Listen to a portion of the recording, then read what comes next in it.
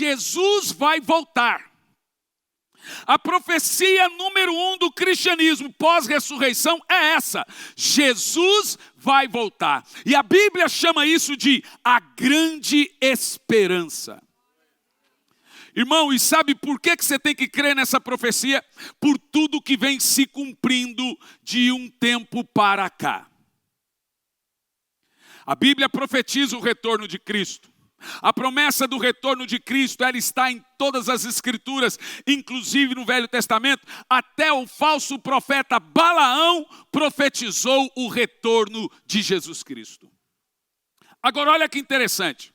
Os mesmos profetas que profetizaram o retorno de Cristo, veja, os profetas messiânicos, Isaías profetizou o nascimento de Jesus, Jesus nasceu. Profetizou a vida de Jesus, tudo como ela foi.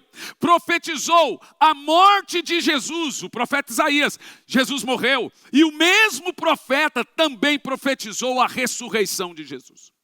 Não só Isaías, Ezequiel, Daniel, Jeremias, esses profetas, o próprio profeta Samuel, os profetas menores do final do Velho Testamento, o próprio profeta Joel e Amós, eles profetizam nascimento, vida, morte e ressurreição de Jesus. E quando a gente vai ler na Bíblia, Jesus nasce, vive o seu ministério, morre e ressuscita e sobe ao céu. Eles estavam certos. Quando Daniel profetiza Jesus Cristo se assentando no trono e reinando para sempre, é o mesmo Daniel que profetiza o nascimento e a morte e a ressurreição. Estariam esses profetas certos quanto às profecias? Irmão, você pode não gostar de Jesus, mas não tem como você fugir do fato que a história depende dele. A história é antes e depois de Cristo. A própria ciência reconhece o antes e o depois de Cristo. A história vive a lateral, a marginal de Cristo. Agora, estariam esses profetas certos quanto ao nascimento, quanto à morte e à ressurreição, e errados quanto ao seu retorno? Porque os mesmos profetas que profetizaram morte, nascimento, ressurreição, são os mesmos que a gente usa para ler e pregar sobre o retorno de Cristo. E vai por mim. Sobre o retorno de Cristo, ainda nós temos um livro inteiro sobre isso. Você não tem um livro inteiro que fala somente do nascimento do Senhor. Você não tem um livro inteiro que fala da vida do Senhor, só disso. Você não tem um livro inteiro que fala de sua morte e sua ressurreição. Mas você tem um livro inteiro que fala somente sobre a vinda do Senhor Jesus. Jesus Cristo uma vez estava olhando para a multidão e pregando, ele disse: quando o Filho do Homem vier em toda a sua glória. Aí ele para e dá um campo de pausa. Ele repete: quando o Filho do Homem vier em toda a sua glória. E ele para de novo. E na terceira vez ele repete: quando o Filho do Homem vier, achará fé na terra? Mas a ideia do texto não é uma fé comum. Do que Jesus está falando? Ele está falando do seu retorno. Ele está dizendo o seguinte: quando o Filho do Homem vier, achará alguém crendo nisso? Nisso o quê? No seu retorno. Nisso o quê? Na sua volta. Irmão, nós não somos uma igreja para ficar para sempre. Nós estamos aqui na esperança de um dia nos encontrarmos com o Senhor. E a Bíblia chama isso de a verdadeira esperança. Nós não estamos aqui na terra para passar o tempo, ouvir a igreja por religiosidade. Existe uma verdade irrefutável que qualquer homem de Deus não pode fugir, e a verdade é essa: Jesus Cristo vai voltar e vai levar a sua igreja para a glória. Eu gostaria de examinar com você algumas coisas dentro do sermão por título, O Ladrão da Noite. Credo, pastor? Não, esse é um termo dado à Bíblia. A Bíblia dá esse título a Jesus, de ladrão da noite. Agora, por quê? 1 de Paulo aos Tessalonicenses, no capítulo 4, no versículo 13 ao 17.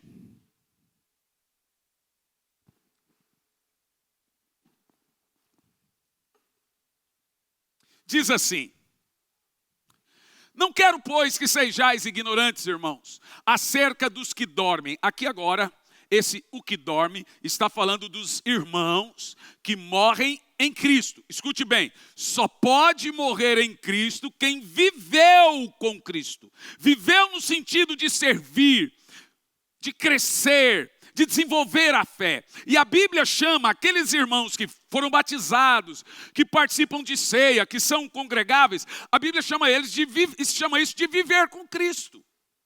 E aquele que vive com Cristo, ele morre com Cristo. E aí ele vive do outro lado. E o texto diz: não quero que sejam ignorantes acerca dos que dormem, para que não vos entristeçais como os demais que não têm esperança. Você vai se lembrar que o kardecismo, ele tira muita vantagem dessa desesperança. Quando um ente querido morre, é aí que eles capturam a alma das pessoas, por causa da psicografia e da reencarnação. Por quê? O que o apóstolo Paulo inicialmente está dizendo é que você não pode viver debaixo de tristeza se um ente querido seu partir. Ele está dizendo que na nossa fé não é morrer para sempre. Na nossa fé, apesar de você não estar junto no corpo, ele está vivo do outro lado. E aí você tem que ter a esperança de que um dia você também vai partir para o Senhor e encontrar quem você ama. É isso que ele está dizendo aqui, ó. Quer ver? Ó, continua. Porque se crermos que Jesus morreu e ressuscitou, assim também aos que em Jesus dormem, já te expliquei, Deus trará outra vez com ele. Aí entra a teologia da ressurreição. Você está lá no céu, e você não está como uma fumacinha, um fantasminha lá. Você está nessa aparência, só que você está revestido de luz, que a Bíblia chama de glorificação. E o detalhe é que lá no céu você está fora do seu corpo físico, mas você está no seu corpo espiritual. Existe um corpo espiritual. E no dia do retorno de Cristo, lá do céu, você pula para dentro do seu corpo de novo. E a Bíblia chama isso de ressurreição. Você quer ver? Ó? Vamos ver isso aqui agora. Dizemos, pois, isso a vós pela palavra do Senhor, que nós os que estivermos vivos, permaneceremos e permanecemos para a vinda do Senhor, não iremos antes dos que dormem. O texto diz o seguinte: quem morreu antes de mim vai descer do céu até as nuvens e vai me esperar nas nuvens. Olha o que diz o texto: você não vai antes dos que estão. O camarada, ele volta para o corpo, ele ressuscita espírito, alma e corpo. Você pula no corpo. Porque o corpo tem que ser santificado e glorificado. E o espírito, alma e corpo, agora, glorificado como anjo, ele espera a gente nas nuvens. Olha o que diz o texto: nós não precederemos aos mortos. Vou usar o termo mortos no lugar da palavra dormir, tá bom? Aos mortos, continua. Porque o mesmo Senhor descerá do céu com brado e com a voz de arcanjo e com a trombeta de Deus. E os mortos em Cristo, primeiro. Então agora eles estão lá nos esperando. E depois nós, os que ficarmos vivos, nos encontraremos com eles. Está no outro texto. Depois nós, os que estivermos vivos, permaneceremos, seremos o quê? Arrebatados juntamente com eles nos ares. E aí depois eu e minha mãe, eu e meu pai, iremos encontrar o Senhor na entrada da gloriosa cidade santa.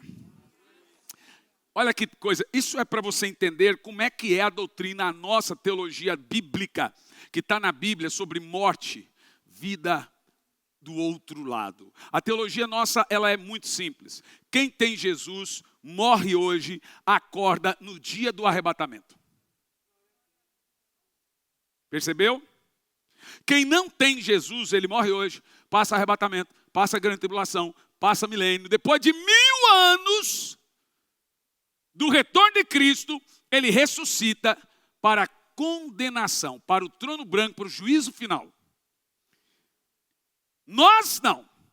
Quem tem Jesus, fecha o olho, na mesma hora, é Ele, por Ele que eu estou gastando. Você, irmão do céu, dá para você... deu um calorão aqui.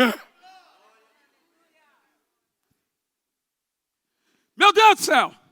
Você imagina, eu estou aqui na terra, apaga aqui. Quando eu abro o olho, assim, numa fração, num abrir, a Bíblia diz, num abrir e piscar de olhos, você dá de frente. Quem te recebe é o próprio Cristo. Ele não manda a secretária, ele não manda o superintendente. Espera aqui que ele já vai te receber. É ele, o próprio Cristo, que nos recepciona. Aí agora, quando eu chego no céu, se não é no período do arrebatamento, eu espero o dia do Senhor. Como você já leu. Quando chegar o dia do arrebatamento, os mortos em Cristo ressuscitam primeiro. Em que sentido? Olha lá, o espírito pula de novo no corpo. O corpo cria carne. O corpo junta os ossos e ressuscita. Só que agora não é num estado potrefo, não é estado de pecado, é inglorificação total. O seu corpo agora, ele também, porque veja gente, existe a salvação do corpo, a salvação da alma e a salvação do espírito. A salvação do corpo é a última. O seu espírito já está pronto. Você já leu isso? Então, o que não está pronto? A alma e o corpo. O corpo é o último a ser salvo, porque é o corpo da morte, do pecado. Então, quando vem essa ressurreição, o corpo é santificado e salvo. A salvação do corpo é santificação. A salvação da alma é justificação. E a salvação do corpo, corpo, alma e espírito. A salvação do corpo é glorificação, da alma, justificação, do espírito é glorificação. Nós estamos sendo glorificados. Deixa eu só corrigir isso aqui, tudo certo. O corpo é glorificado, a alma justificada e o Espírito e o Espírito santificado. Agora ficou certa a ordem, tá, irmão? É muita informação assim na cabeça. Por que isso é importante? É importante porque Deus também não salva ninguém para ficar no pó da terra. Os adventistas pregam que todo mundo que morre agora, ele dorme. E ele interpreta esse dormir aqui como ficar no cemitério. Mas não é isso que a Bíblia diz. O Senhor falou para o ladrão, hoje mesmo, estarás comigo no cemitério da saudade. Não, hoje mesmo estarás comigo no paraíso. Onde Jesus está é para onde você vai. João capítulo 14, versículo 1. Não se turbe o vosso coração. Credes em Deus, credes também em mim. Na casa de meu pai há muitas moradas. Se não fosse assim eu vou-lo teria dito. Pois vou para o Pai preparar um lugar, para que onde eu estiver, vós estejais também. Jesus não está no cemitério. Então o salvo, ele vai para onde Jesus está. Paulo fala em 2 Coríntios, no capítulo 12, a partir do versículo 1, que ele diz que conhece um homem, ele, está falando dele, que foi arrebatado ao paraíso, ao terceiro céu. E Paulo viu lá quem? Os salvos. Ele não foi no pó da terra, ele foi ao terceiro céu. E aí ele viu que agora, nesse momento, lá no terceiro céu, estão os salvos. E esses salvos estão aguardando o que a Bíblia chama de a redenção ou a glorificação. A regeneração e transformação do corpo mortal. Agora presta atenção. Nós temos uma fé. E essa é a fé, senhoras e senhores. Preste bastante atenção. Nós acreditamos em um termo que está na Bíblia. E ele é milenar, que é a ideia que a igreja cresce na terra, que a igreja batiza pessoas, que a igreja ganha almas, e ela mantém suas portas abertas, promovendo o reino de Deus, para que quando chegar a hora, o Senhor Jesus lá do céu chama a igreja. Em Apocalipse, no capítulo 4, no versículo 1, nós acreditamos que é mais ou menos assim. Apocalipse 4 e 1. A ideia que nós temos aqui é a seguinte: João vê a igreja perseguida.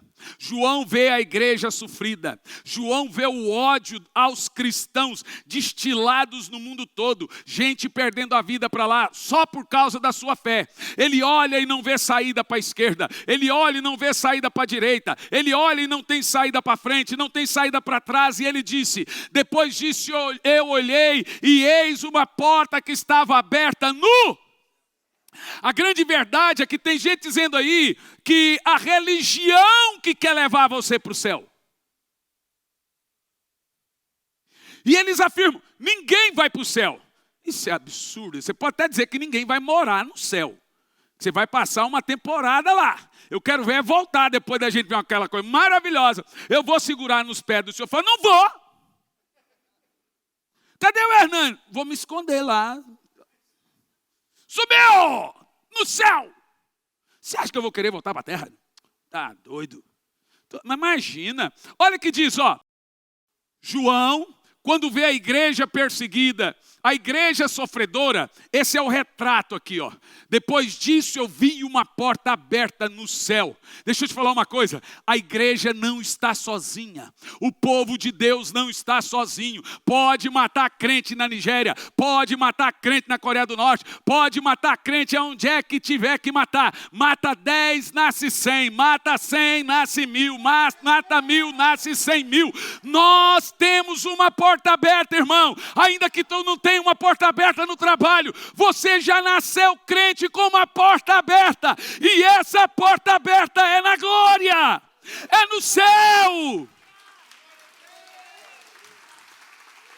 Sabe o que João está falando? Ei, crente, tu já está com a sua entrada no céu garantida, a porta está. Eis que eu vi uma porta aberta no céu. E a primeira voz que eu vi era como se fosse de trombeta falando comigo, que disse, olha aí, ó, sobe para cá. A qualquer hora dessa, você estará na sua casa, ou no trabalho, ou dentro de um carro, ou até mesmo dentro de um avião, e você vai ouvir uma voz dizendo, sobe. E eu vou te falar, a cada dia que passa está mais perto do dia em que o Senhor vai olhar e vai dizer, olha, essa terra não é mais para você, sobe para cá que eu vou te mostrar as glórias do reino celestial. Por isso que a gente tem que orar desesperado pela salvação dos familiares.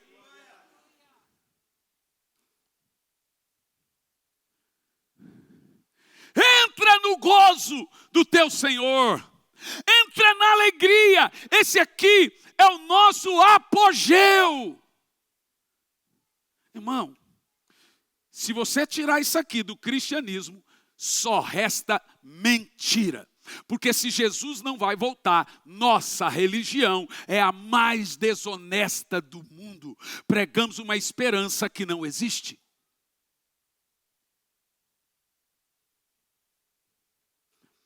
Daí surge a palavra por título arrebatamento. O que é arrebatamento? Arrebatamento é o meio, é o jeito de como Jesus te leva. Isso significa que não é um arrancar qualquer, é um arrancar do tipo de arrebatamento. Não é só levar, é como ele vai levar. E aí tem essa palavra arrebatamento que está em Tessalonicenses capítulo 4, versículo 16. Para a gente pegar a palavra arrebatamento. E por que essa palavra está aí na Bíblia? Mostrando como Deus vai tirar você da terra. Está aqui, ó. Porque o mesmo Senhor descerá do céu com brado e com voz de arcanjo e com a trombeta de Deus, e os mortos em Cristo ressuscitarão primeiro. Depois nós, os que estivermos vivos, permanecemos vivos, seremos. A palavra arrebatado ali é uma palavra grega por título arpazo. E arpazo do grego significa levar, tirar, levar com força, violência, sequestro. O texto aqui está afirmando, por isso o termo ladrão da noite, que a maneira como Jesus vai nos levar é de súbito. O que deu? Sumiu. A Bíblia usa esse termo que é tirar de súbito. Por isso que a Bíblia também usa os termos piscar de olhos. Pisca os olhos, obrigado. Esse arrebatamento, ele está na Bíblia de propósito. O termo ladrão da noite está na Bíblia de propósito. Sabe por quê? Porque não dá para você prever. A ideia é essa. Porque se você crê que não tem arrebatamento e que não tem o piscar de olhos, então é só Jesus voltar e a gente começar a contar os dias até 7 anos. Entendeu? E não é isso que a Bíblia quer. A Bíblia quer que você fique pronto. Que você durma de botina. Que deixa... Eu viajo há 30 anos. No último dia, antes de voltar para casa, isso é todo dia, a ansiedade é tão grande, que eu deixo a mala pronta antes de sair para o culto. O voo é no outro dia. Eu deixo a mala pronta, mochila pendurada na mala, deixo a pasta de dente, a escova do lado de fora, aí eu guardo dentro da mochila para eu não ter que botar dentro da mala, depois ter que abrir mala. Fica tudo pronto, é só eu levantar vestido, é só eu levantar e sair carregando a mala. Eu vi um pregador americano sobre arrebatamento, ele dizia, desfaçam as malas. Irmão, você consegue imaginar o tamanho de desesperança que isso provoca?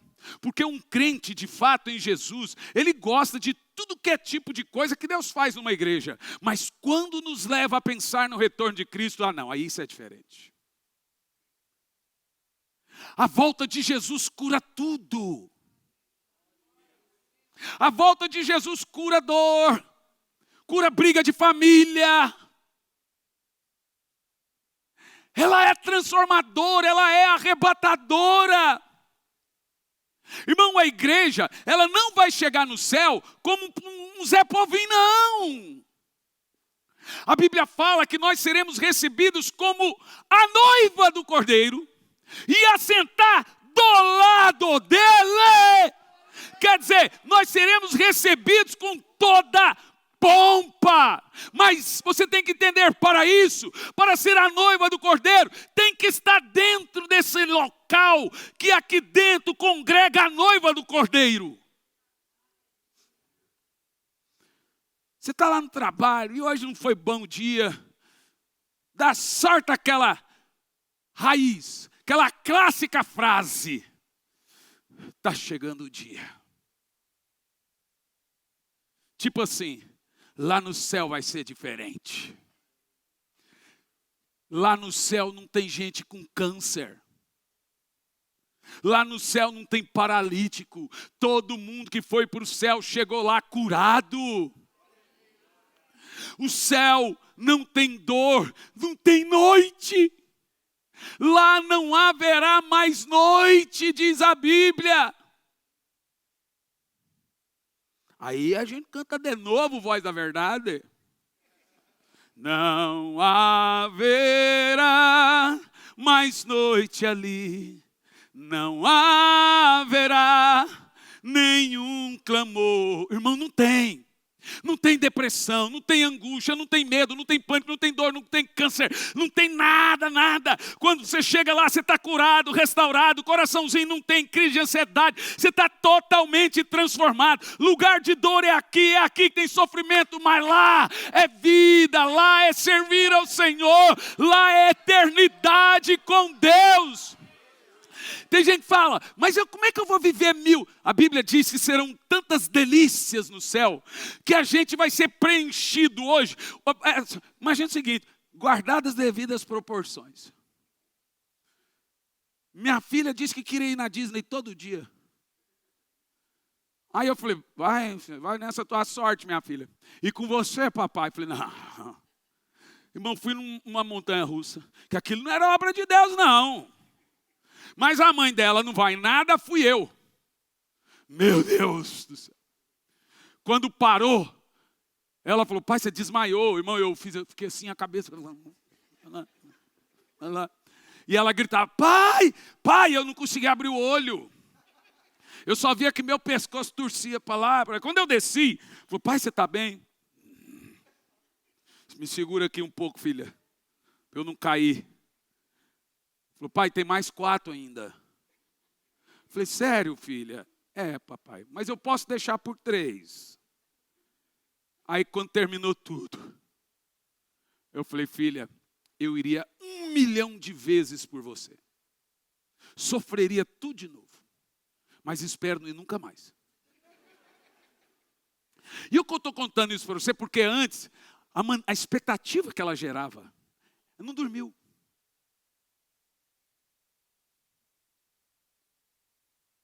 Você imagina que a Bíblia Sagrada afirma que quando você estiver lá na glória, lá no céu, você será tão suprido que o dia de amanhã será superior ao de hoje. E você vai, o que tem para amanhã? O que tem para amanhã? Ele vai te suprir em tudo. Não dá para imaginar, irmão. Não dá. A gente consegue ser feliz nesse mundo desgraçado de agiotagem, de crime, de não sei o que, e a gente ainda consegue arrumar a expectativa. Serão tantas emoções. Qual é a emoção de amanhã? Será outra. E depois, a Bíblia diz que é um lugar de delícias eternas. Estar com o Senhor. Eu não sei se hoje eu arrumei um negócio para vocês fazerem. Hoje vamos lá em Marte, vamos voando. Mas é um lugar. Eu queria tanto estar com o Senhor. E o Senhor me colocou aqui para preparar uma igreja para desejar esse dia, para ansiar esse dia, para pensar nele. E a gente não quer ir para o céu só para ir embora desse mundo. A gente quer ver o Senhor.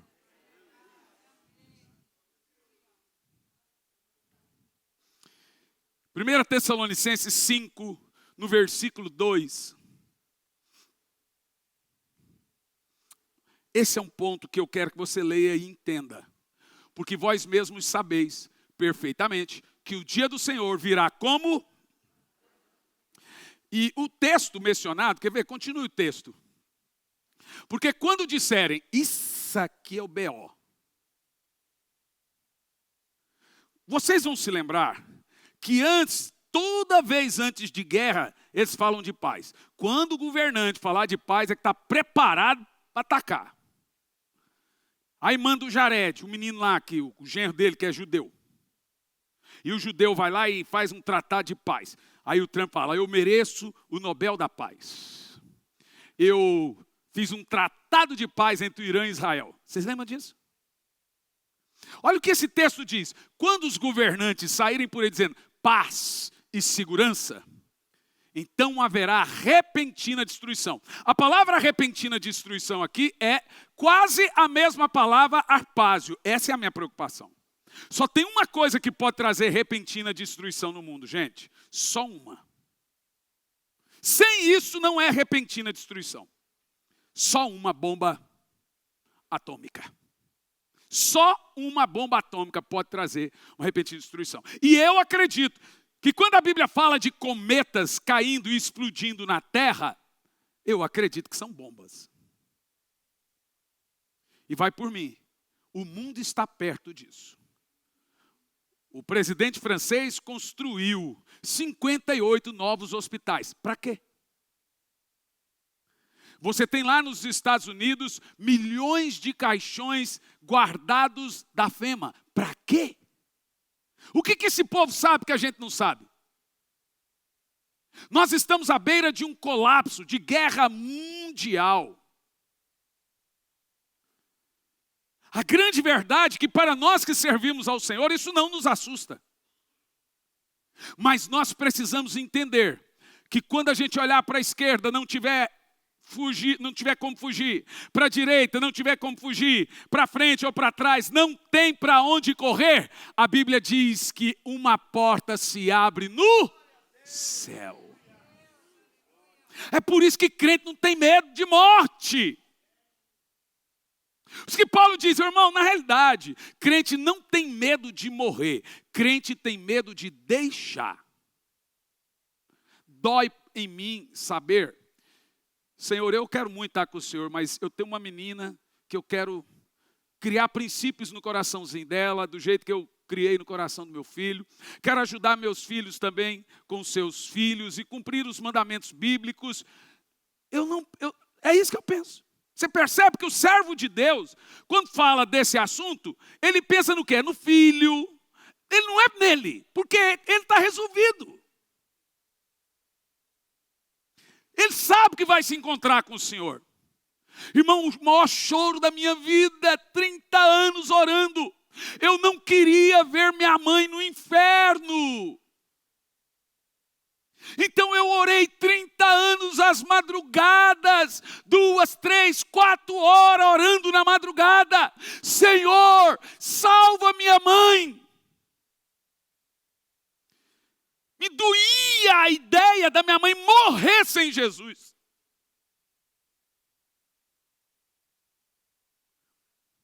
A salvação para nós é inquestionável. Mas o que um crente faz? Ele vai lutar até as últimas pela salvação da sua família. É isso que dói na gente, não é verdade, gente? É a família ou não é? É isso que dói. Então aí o que a gente faz? Como isso dói na gente, a gente não vai desistir. A gente vai, se tiver campanha de jejum, eu entro na campanha de jejum e põe a família para o jejum. E vou orar por salvação. E vou orar, eu vou orar ele, eu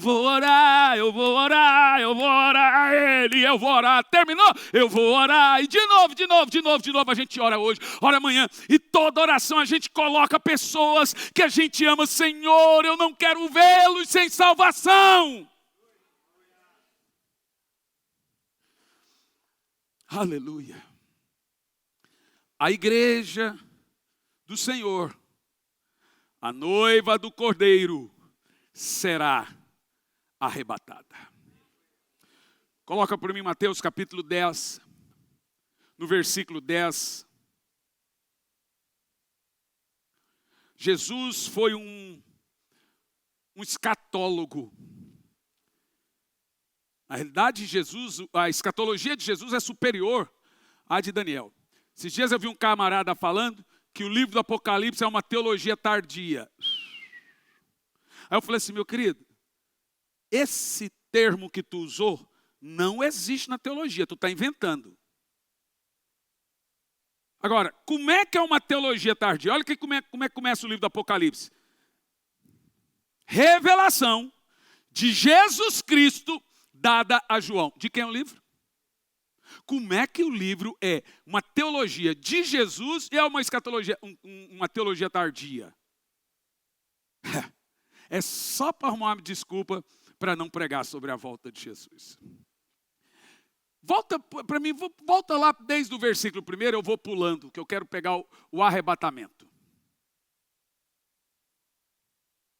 Desde o 1, 25, 1. Então o reino do céu será semelhante a 10 virgens que, tomando seus lampiões, saíram ao encontro do noivo. King James, lampiões. 5 delas eram prudentes e 5 eram insensatas. Olha que coisa interessante. As 10 virgens aí representam a igreja no total. Por isso são chamadas de virgens. Só que a igreja aqui na terra, ela é dividida em 2 tipos de igreja. A igreja prudente e a igreja tola. Por isso são 10. 5 são prudentes, 5 são tolas. Ou seja, o que divide uma igreja da outra é a sabedoria, a prudência. Por isso são 10 virgens. E continua. As que eram insensatas, tomando seus lampiões, não levaram azeite contigo. Aqui está falando, irmão, de devoção. Aqui está falando de vida de oração. Aqui está falando o que mantém um crente firme é a comunhão diária dele com o Espírito Santo. E aí é a lâmpada acesa. Se você não tiver com a lâmpada acesa, fervor espiritual, tu não vai ouvir a voz do Senhor dizendo, sobe. Essa voz é a trombeta tocando. E continua. Mas as prudentes levaram o azeite em suas vasilhas com seus lampiões.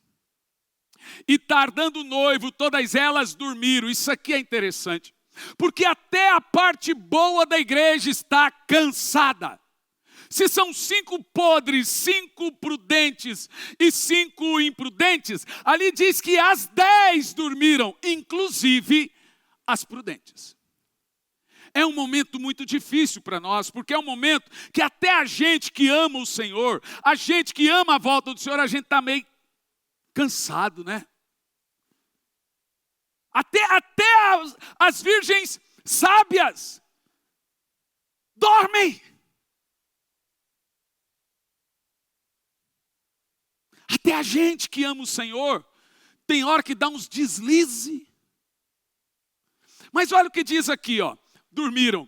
E à meia-noite houve um grito. Eis que o noivo vem, saí-lhe ao encontro. Agora olha que interessante.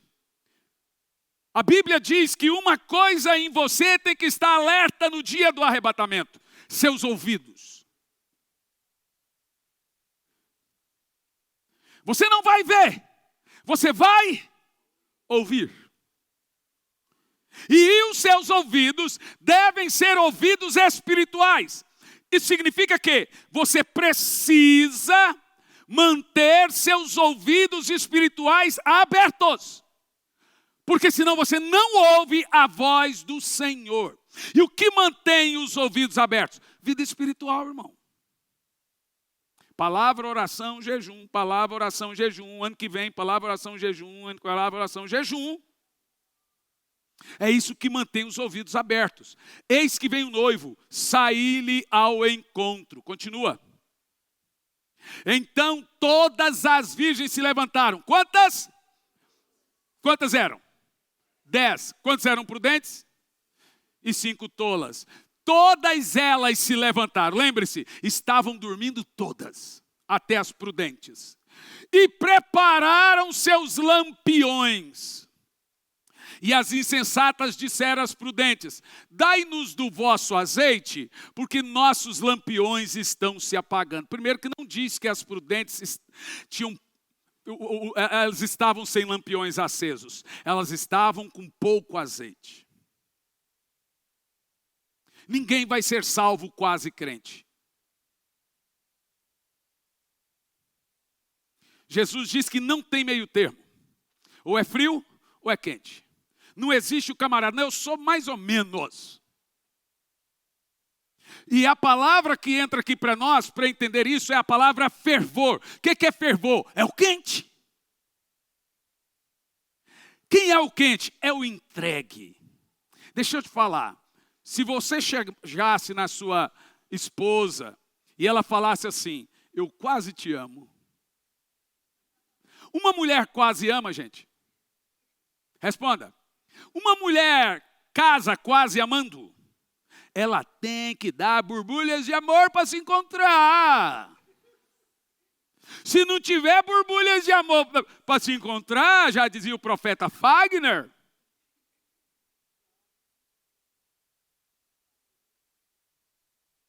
Se não sentir um negocinho aqui, não casa. As mulheres dizem, eu nunca entendi o que é isso. Tem que ter pegada. O que é ela pegada? É o jeito que abraça, assim?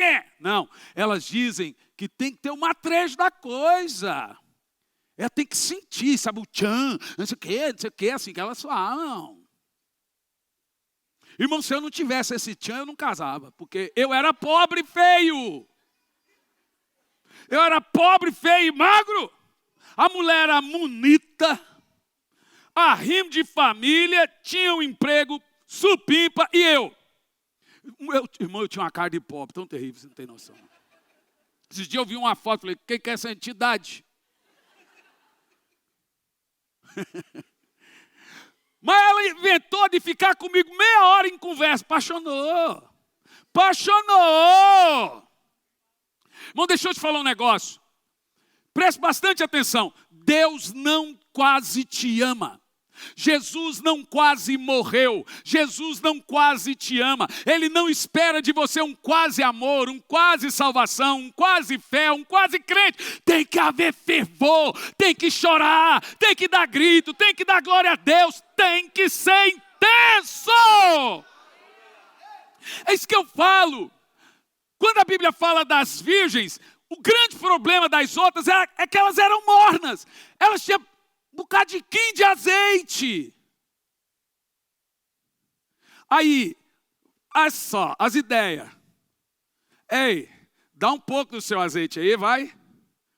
Que o meu azeite não dá para chegar até lá, não.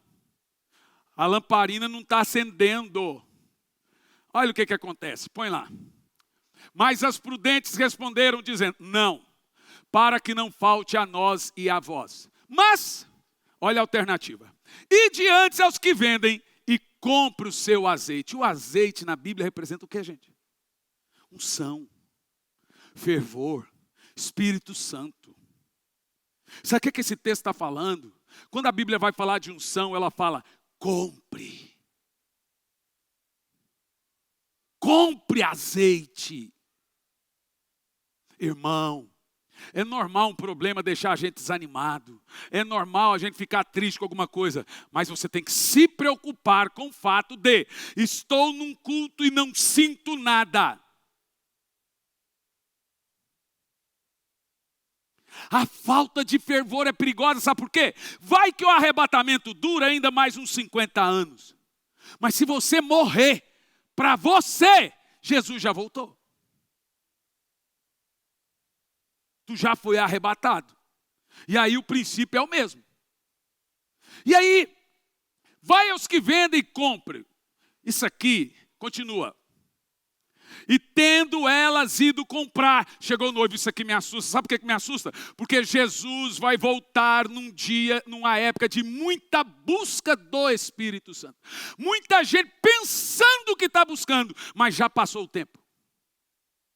Então ele vai voltar numa época, todo mundo vai chamar tudo de avivamento. Tendo elas ido comprar o azeite, ele retorna. A hora da busca é agora. Quem quer subir com Cristo aí? O momento de buscar é agora. Fica em casa dormindo em dia de culto, você vê, viu? Vai. Tenta a sorte. Nós precisamos do fervor do Espírito Santo.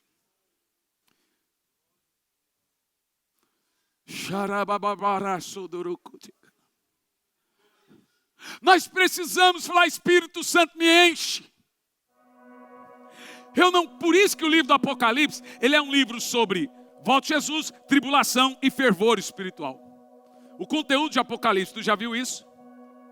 Ele fala do candelabro, do fervor, as 7 lâmpadas. Ele fala da frieza em Apocalipse 2. Da igreja de Laodiceia, fria, mas se achava rica, mas era pobre. Você percebeu? Para Deus a riqueza mesmo é os seus olhos molhados, é o coraçãozinho em chamas, é vida com Deus. Oh Espírito Santo. Pode ser hoje. Pode ser hoje. Pode ser agora.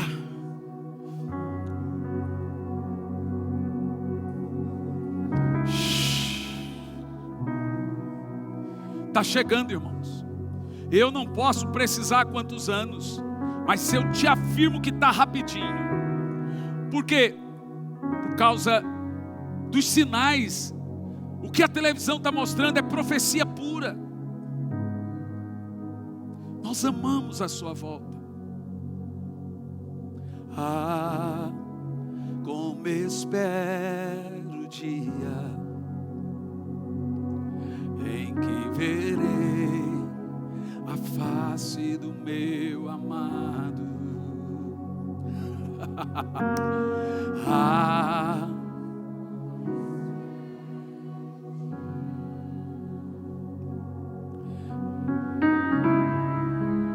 enfim será. De novo, do início. Como espero o dia. Pode ser essa noite em que verei a face do meu amado.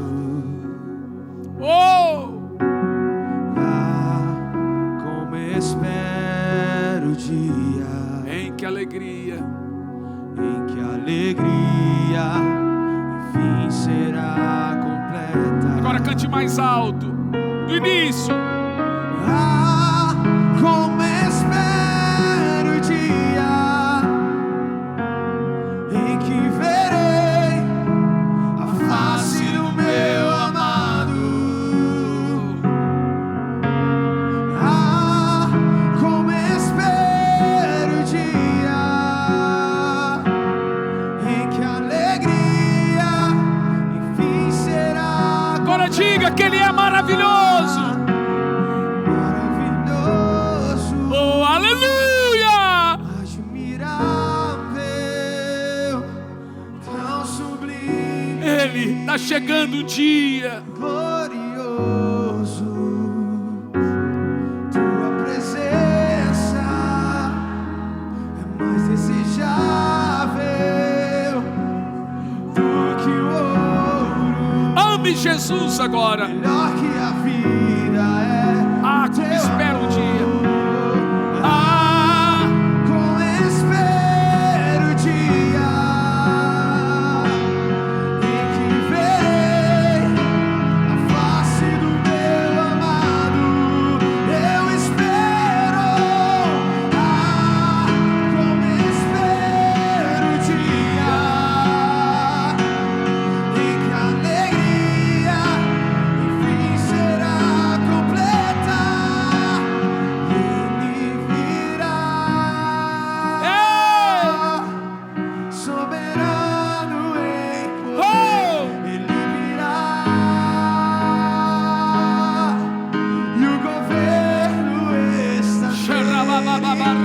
Bênção ele traz, consigo a sua recompensa. Ele virá, soberano em poder. Ele virá e o governo está nele. Bênção ele traz.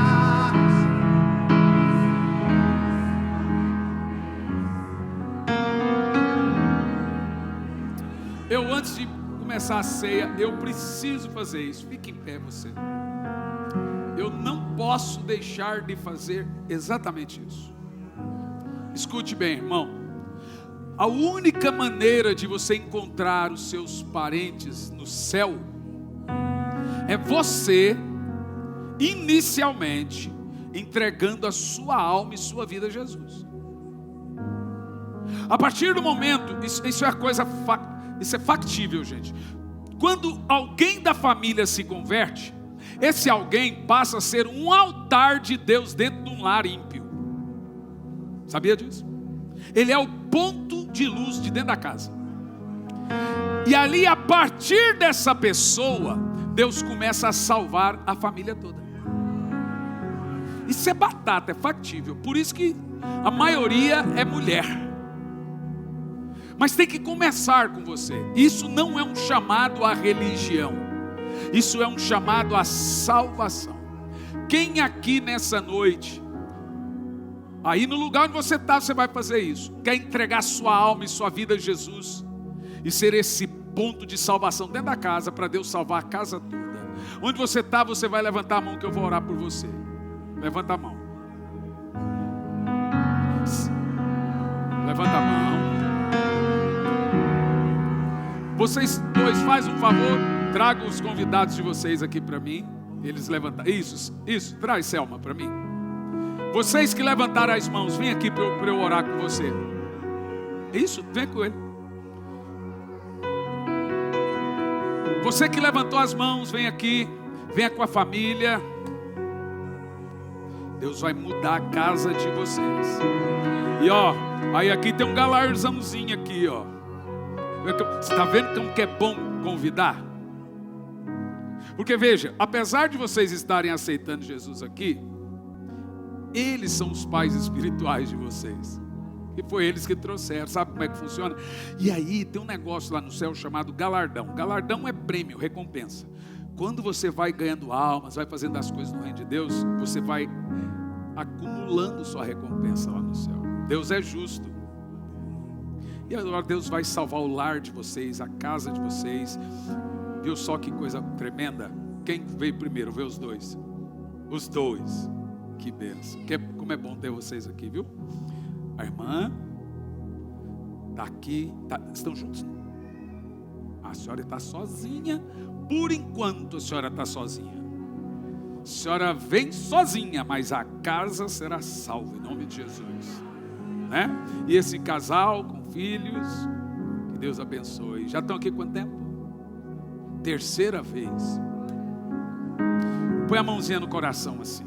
Vou pedir que pode orar com eles vocês.